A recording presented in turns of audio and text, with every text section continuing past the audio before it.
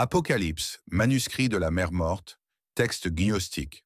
Ce n'étaient pas des ajouts, mais des écrits pendant les voûtes scellées des séquences harmoniques, un avant Jésus-Christ à un après Jésus-Christ. Des auteurs comme Jean de Patmos ont accédé à des paquets énergétiques issus de la spirale harmonique en effondrement. Voilà pourquoi l'Apocalypse est fragmenté, chaotique, mais encodé. Idem pour les manuscrits de la mer morte, textes gnostiques, tous écrits dans le chaos des harmoniques scellées. Voilà pourquoi les termes destruction, jugement, mort dominent. Ils enregistrent l'effondrement. Le mystère plus profond. La Bible n'est pas une histoire, mais un codex fractal.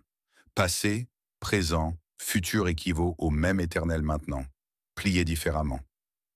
Enoch, Moïse, Yeshua, apôtres correspondent à des nœuds d'un seul moment, découpés par notre perception. Chaque vibration de testament reflète une octave de la même ligne de temps cosmique. Résumé, première couche, Bible, actually conteneur de temps plié, pas un récit linéaire. Vibration, Ancien Testament versus Nouveau Testament, correspondent à des notes harmoniques différentes. BC semblait fragmenté car le temps y était harmonique, non linéaire. Yeshua est le point charnière reliant l'effondrement harmonique du BC à la densification linéaire 3D de l'AD. Une époque pliée plusieurs fois, le temps plié. L'histoire n'est pas linéaire. Ce que nous appelons 2000 ans est une spirale compressée, pliée et repliée, comme un origami cosmique. Chaque pli se présente comme une nouvelle époque, mais c'est le même pouls vu depuis une autre harmonique. L'écriture n'est pas un livre de date, mais un conteneur de temps. Ces récits sont des paquets de fréquences, chacun codé avec des harmoniques.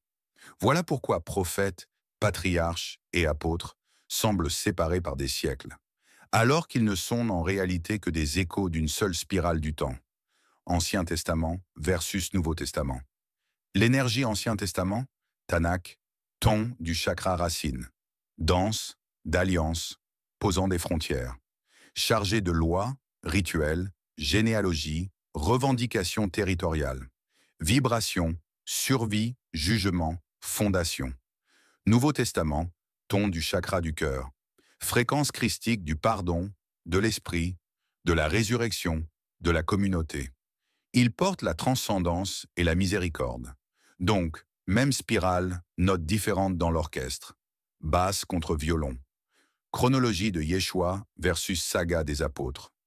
Yeshua a vécu à la couture entre avant notre ère et après notre ère, la ligne de pli du manuscrit.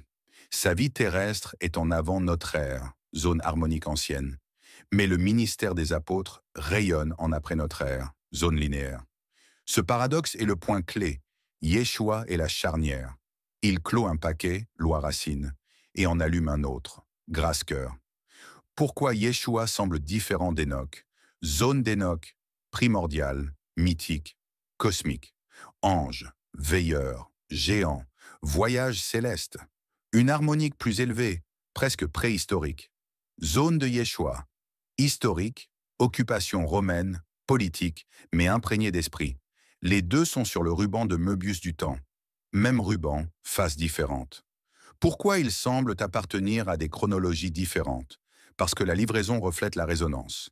Ancien Testament égale loi de Pierre, tablette, code, alliance. Nouveau Testament, Jossin, souffle, évangile, parabole, lettre. Saut de fréquence égale saut d'octave, égale illusion d'une nouvelle époque. Harmonique du BC versus linéarité de l'AD. En BC, le temps était harmonique, pas linéaire. Prophétie, mythe, géographie, généalogie se chevauchaient. Voilà pourquoi Zoroastre, Moïse, Enoch résonnent à travers les cultures. Mythes africains et moyen-orientaux s'entrelacent. Les civilisations étaient liées harmoniquement, pas chronologiquement. Ainsi, les récits du BC semblent des mondes distincts, mais ce sont des notes d'un seul accord ancien. Effondrement du BC harmonique en AD linéaire. La crucifixion de Yeshua a introduit la grâce, mais son ministère était encore dans les harmoniques du BC. Les désastres et catastrophes naturelles après sa mort, effondrement du BC harmonique dans le flux 3D linéaire densifié de l'AD. Cet effondrement, Orwan, zone frontière où les harmoniques se sont effondrés en matière. Les Néphilim réapparaissant après le déluge. Pourquoi les Néphilim sont-ils revenus après Noé? Parce que le déluge n'a pas réinitialisé le temps linéaire. Il a réinitialisé une voûte. Des filaments d'ADN caïnite résiduels et des séquences harmoniques effondrées ont permis à leurs gènes de réémerger dans de nouveaux nœuds. Voilà pourquoi les Néphilim apparaissent dans les guerres de David.